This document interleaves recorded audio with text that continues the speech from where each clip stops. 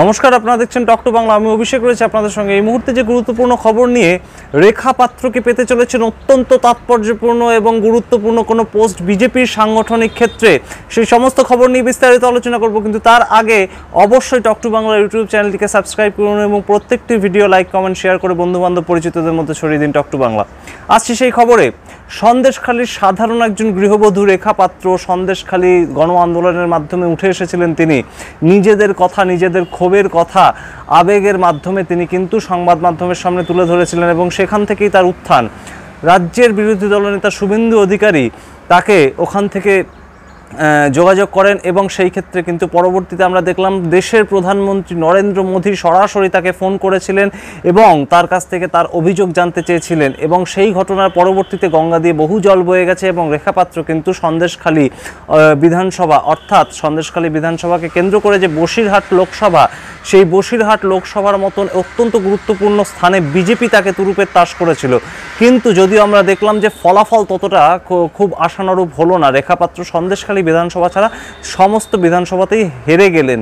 কিন্তু তারপরে কিন্তু আমরা ভেবেছিলাম যে রেখা পাত্র সাধারণ গৃহবধূ, তিনি হয়তো তার পুরনো জীবনে ফিরে যাবেন, সাংসারিক জীবনে ফিরে যাবেন, কিন্তু না, আমাদের সবাইকে অবাক করে দিয়ে কিন্তু রেখা পাত্র 4 জুন ফল ঘোষণার পর থেকে লাগাতার আন্দোলনের মধ্যে রয়েছেন এবং সন্দেশখালী ছাড়াও বিভিন্ন যে বিধানসভা এলাকাগুলো বসিরহাট লোকসভা কেন্দ্রের মধ্যে পড়ে, সেই সমস্ত বিধানসভায় কিন্তু তিনি একে একে যাচ্ছেন এবং সাধারণ মানুষকে বোঝানোর চেষ্টা করছেন তার গ্রাম্য ভাষায়, সহজ সরল ভাষায়।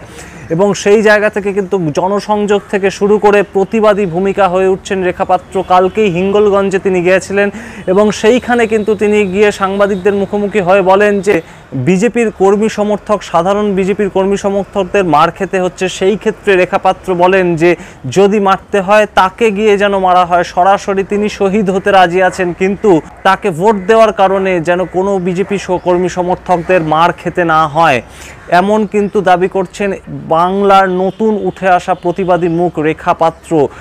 এবং আমরা দিল্লি থেকে সূত্র মারফত যা খবর পাচ্ছি, আগামী দিনে কিন্তু বাংলার প্রতিবাদীর নারী চরিত্র, অর্থাৎ প্রতিবাদী মুখ হিসাবে রেখা পাত্রকে বিজেপি অত্যন্ত গুরুত্বপূর্ণ সাংগঠনিক পদ দিতে বলেছেন। ইতিমধ্যেই আমরা জানতে পেরেছি সূত্র মারফত যে শুভেন্দু অধিকারী ভোট পরবর্তী সময় কিন্তু রেখা পাত্রের সঙ্গে যোগাযোগ করেছেন ফোনে এবং তাকে কিন্তু লড়াইয়ের ময়দানে অবিচল থাকতে বলেছেন। সেই অনুযায়ী কিন্তু শুভেন্দু অধিকারীর কথা মতোই কিন্তু রেখা পাত্র তার লড়াই জারি রেখেছেন এবং গত 4 জুনের পর থেকে কিন্তু লাগাতার বিভিন্ন জায়গায় আমরা দেখছি রেখা পাত্র আবারও প্রতিবাদী ভূমিকা পালন করছেন এবং এই মুহূর্তে কিন্তু রেখা পাত্র রাজনৈতিক ভবিষ্যৎ অত্যন্ত প্রমিসিং এবং বেশ গুরুত্বপূর্ণ পদ কিন্তু পেতে পারেন বিজেপির রাজ্য কমিটিতে, তার জায়গা হতে পারে এমন কিন্তু সূত্র মারফত আমাদের কাছে খবর। কারণ এই মুহূর্তে বিজেপির যে অবস্থা রাজ্যে, তা কিন্তু খুব ভালো ফল করতে পারেনি বিজেপি এবং চমকে দেওয়ার মতন তারা যে চেষ্টা করেছিল 30টির বেশি আসন জেতার চেষ্টা করেছিল লোকসভা ভোটে, সেখানে আমরা দেখলাম মাত্র 12টি আসন পেল।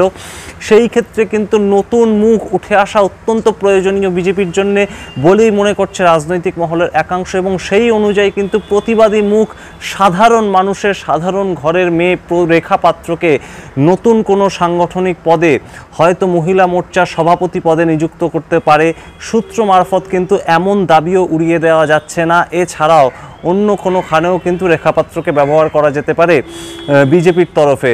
আমরা নজর রাখবো সেই দিকে আগামী দিনে রেখা পাত্রের রাজনৈতিক ভবিষ্যৎ কী হতে চলেছে। তবে অত্যন্ত গুরুত্বপূর্ণ ভূমিকা কিন্তু রেখা পাত্র পাবেন, এমনই কিন্তু সূত্র মারফত আমাদের কাছে খবর। আপনারা দেখতে থাকুন টক টু বাংলা প্রতি মুহূর্তে সমস্ত ধরনের রাজনৈতিক আপডেট পাওয়ার জন্য এবং ভুলবেন না টক টু বাংলার ইউটিউব চ্যানেলটিকে সাবস্ক্রাইব করতে। ধন্যবাদ।